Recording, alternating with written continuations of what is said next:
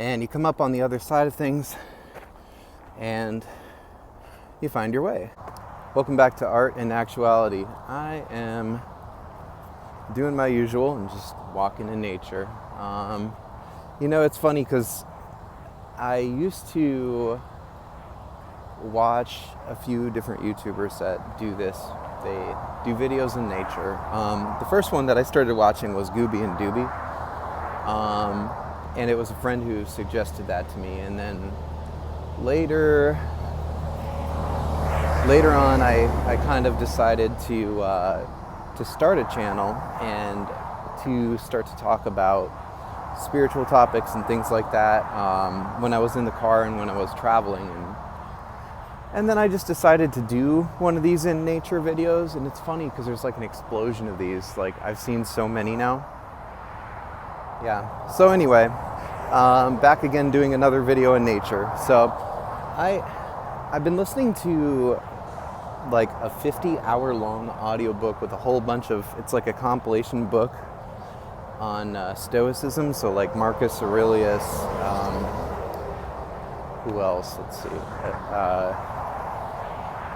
Seneca is like the first one. All of the letters that he wrote, or it's like just a whole bunch of letters by Seneca, and then it's the Meditations by Marcus Aurelius. So basically all of that is in there. And I'm actually going back through that right now. It's going through Meditations by Marcus Aurelius. And this is a do not enter area right here. Okay, well, that used to be an area you could just walk right through, but not anymore, so I won't do that. However, I'm just gonna jump on the bike trail. All right, so you know the drill here. We're gonna run into, all right. Okay, I gotta hold this up higher too because I'm always getting a bad angle. So, yeah, so basically, like when you're trying to figure out what to do, maybe you've already figured out what to do, right? Like, that's kind of where I'm at now. I started to find my way again. But it wasn't without any difficulty. Like, I ran across, I had a few moments where I was really just kind of looking at my own personal failures and looking at my own shortcomings and situations and situations where I wish I would do more, and maybe I intended to do some difficult work on a particular day and I just didn't do it, and started to really doubt my ability to follow through on things. And that really had me down, but I picked myself back up and managed to get my balance, with a lot of the things that I talk about on this channel. And lo and behold, life kind of came through for me in certain ways, and I'm not going to say how because I literally don't want to jinx myself. But this is something that I've experienced so many times now that I just know, this is how it can go, but it always feels like it's not going to work out.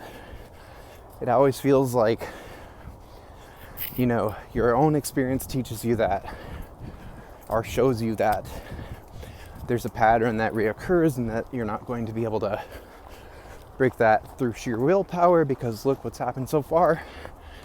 But then, something breaks through and you come up on the other side of things and you find your way. So that's ultimately what I'm trying to figure out now. So I didn't bring the Osmo Pocket camera because I'm trying to work out some bugs with the audio. It was a little bit behind on the audio, so I have some programs that I can use to correct those things, and haven't tried that yet, but I also got a wide angle lens for it so it could shoot like this camera does. That's not something, it's actually not something that camera does automatically. So that being said, it's a pretty cool vlogging camera, and I want to keep using it. Also want to use it for some movie shots and stuff. There's a documentary that I want to do for my nonprofit, and yeah. So you know what I think I'm going to do is I think I'm going to make this video more about the cancel.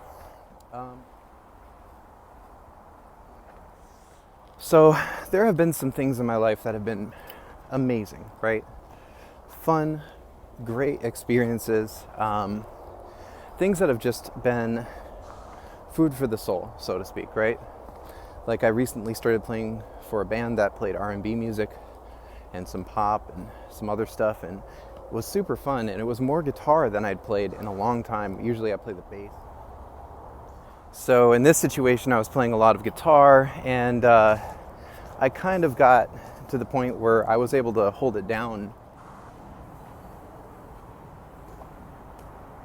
more than I was able to in the past, right? It happened kind of inadvertently because there was a gig where the keyboard player didn't show up, and I was the only instrument except for a couple of saxophones and some drums, so it kind of put my guitar playing to the test, a time when I had to kind of grow as a musician. And yeah, so I mean, I feel like that was definitely a time when I was forced to grow a little bit more than I really had to in the past when it came to guitar. I mean, there have been times when I've been the whole accompaniment as a guitarist, many times actually, but it depends on what the context is, right? Like if you have to do a lot of some more complicated stuff, some soloing.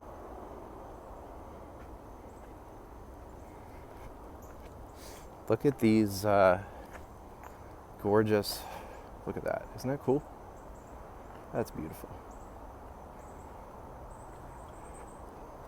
Anyway, so yeah, I got to the point where I could kind of hold it down on the guitar, so to speak. But then the gig that we had, there was a little bit of drama at the end of it. It wasn't really anyone's fault in our band, and I later learned that it was something between, seemed like it was more of a long-running gripe of the owner of the bar for some petty thing that that they had held on to. So that was kind of a sad thing to witness, and it wasn't even the first time I had been, a gigging musician and had something happen where it was like the owners of the place were upset, and we, it kind of messed with the relationship.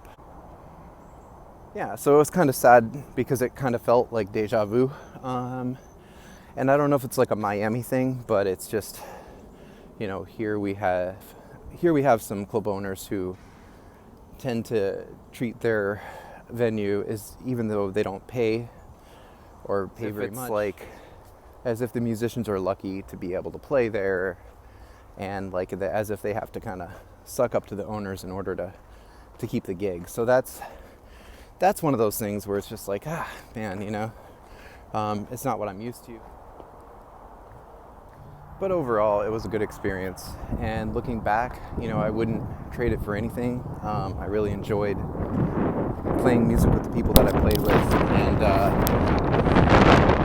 looking forward, I'm not so sure if I'm going to do the same gig anymore, because the terms and conditions, it seems, are changing as a result of us losing that gig, as far as I can tell, and possibly whatever pay I might have been able to be guaranteed. So there's that, but I guess this just kind of ties back into the cancel, right?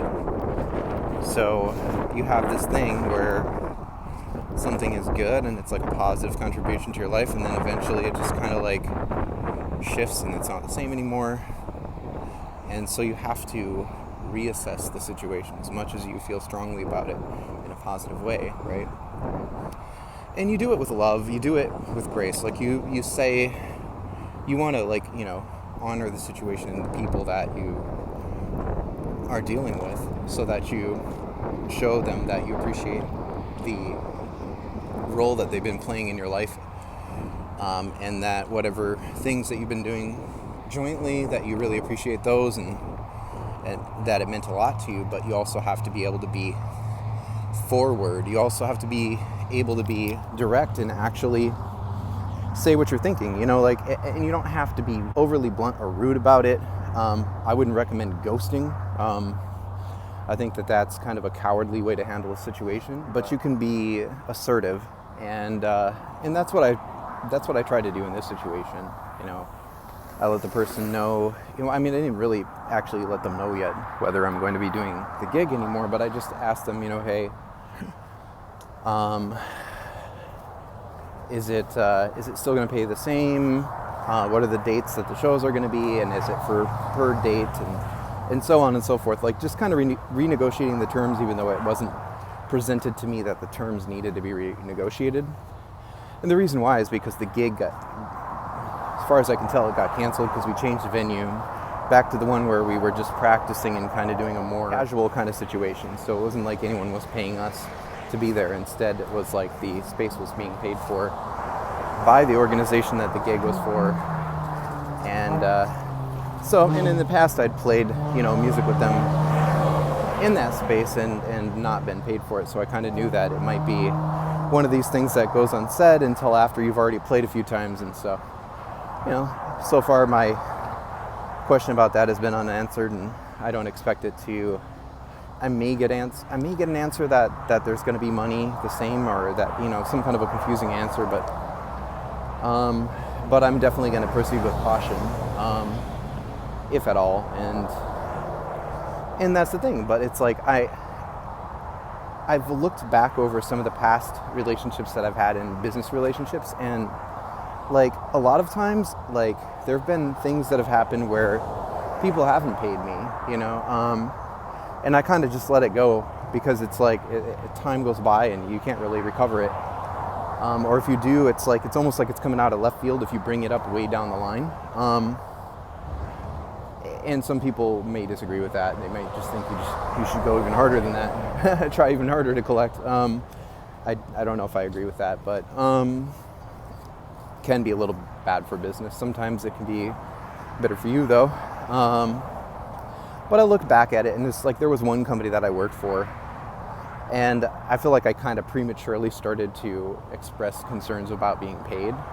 But I worked 2 freelance jobs for them, and I didn't get paid. And then they were asking me where all the deliverables were, and I was saying, well, hey, I just, I'm getting those together. I noticed I haven't been paid, and just because I mentioned that I noticed I hadn't been paid, they stopped giving me work altogether.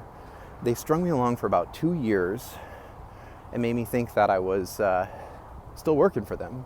I mean, because that's what happens when you don't explicitly say, you're working for us, you're not working for us.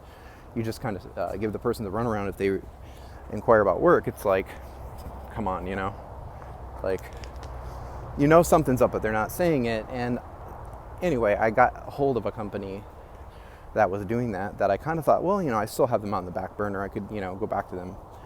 I went through their formal process because I noticed that somebody was reaching out to me, and then they get back with the owner, and after they get back with the owner, they sent me a message saying, you're not rehirable. It's like, I was still hired. Rehire, like, you never told me I don't work for you. It's like, and so, obviously situations like those, it's like, it kind of confirms for you, like, that your apprehensiveness, or your, how do you say, like, having, like, clear boundaries when it comes to certain things and not, like, compromising on them is key. And a lot of times you're not going to make you'll make friends. You'll keep friends who are, who have good character, I guess you could say. People who don't have good character are going to be turned off by that, because it's, they can't trample your boundaries. And it's just one of those things where it's like, you'll doubt yourself when you start to do this. What I'm going to talk about when I start to read the cancel on this channel. It's not really anything you should doubt yourself for. It's just that it feels uncomfortable, And like I said, I'm not really advocating for people to just cancel everyone out of their lives, just cut people off randomly, like as if that's the answer to all their problems, because it isn't. Like, you don't just cut people off and now you're successful, or now that fixes your life. Like, that's not how it works. It's more about having the ability to just have a hard stance on certain things and really just follow through, it's something that a lot of people can't do or don't do. And that, I think, is why it's so important, you know?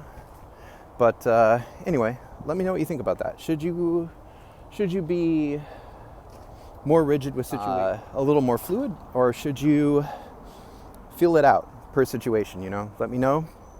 Subscribe and like for more similar content, and we'll keep talking about this stuff.